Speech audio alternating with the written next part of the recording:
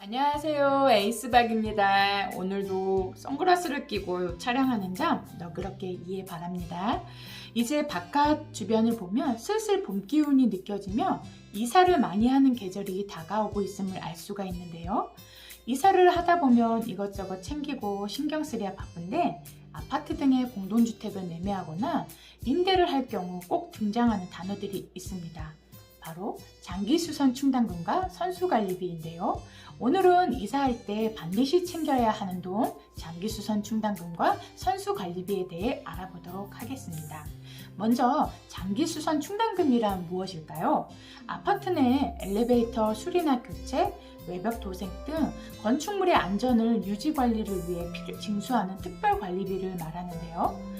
아파트 같은 공동주택의 공동시설이 낡았을 경우 이를 보수하고 교체하기 위한 비용을 조금씩 모으는 것이라고 생각하시면 됩니다.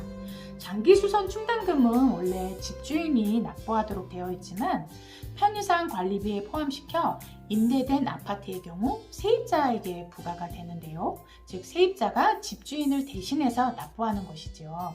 그럼 장기수선 충당금을 부과하는 아파트의 기준은 무엇일까요? 첫째, 300세대 이상 공동주택이어야 하고, 둘째, 승강기가 설치된 공동주택이어야 하며, 셋째, 중앙집중식 또는 지역난방 방식의 공동주택이어야 합니다. 이 세 가지 중에서 한 가지 이상에 해당이 되면 장기수선 충당금을 부담해야 합니다. 장기수선 충당금을 돌려받는 줄 모르고 이사한 경우라면 이사를 간 후에도 최대 10년 안에 민법상 청구가 가능하오니 이사할 때 반드시 장기수선 충당금을 꼭 챙기셔야 해요. 잊으시면 안 돼요. 그 다음으론 선수관리비인데요.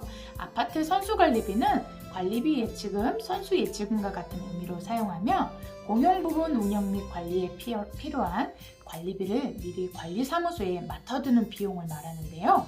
보통 신축 아파트나 공동주택에 최초로 입주할 때 입주자가 없거나 공실을 대비해서 관리사무소에서 운영비용으로 사용할 공용관리비가 없기 때문에 소유자에게 미리 한두 달치 관리비를 걷어서 보관하고 있는 것이 바로 선수관리비라고 생각하시면 쉽게 이해가 되실 거예요.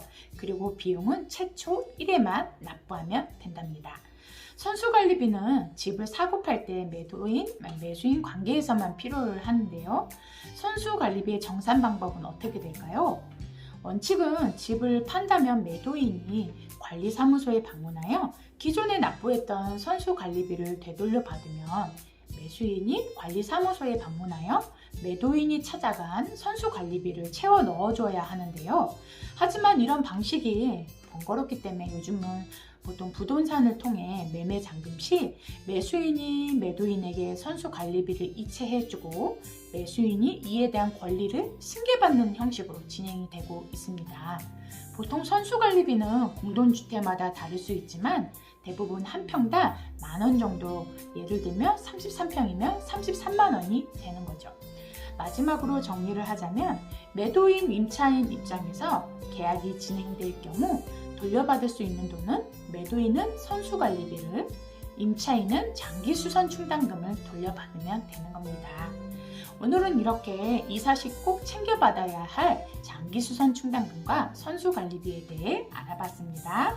다음에는 또 다른 내용으로 찾아뵐게요. 그럼 안녕히 계세요.